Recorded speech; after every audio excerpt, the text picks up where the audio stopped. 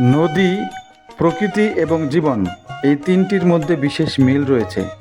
নদী যেমন তার গতিপথ নিজেই করে নেয় এবং শুধু চলতেই থাকে, মানুষের জীবনও থেমে থাকে না, তেমনি চলতে থাকে, কখনো উত্থান কখনো পতন। নদীতে তেমনি কখনো জোয়ার কখনো ভাটা। প্রকৃতির মাঝেও প্রকৃতি কখনো শান্ত কখনো অশান্ত। প্রিয় দর্শক, আমি এখন দেখাচ্ছি আমাদের পাশ দিয়ে বয়ে যাওয়া খাগজানা নদী।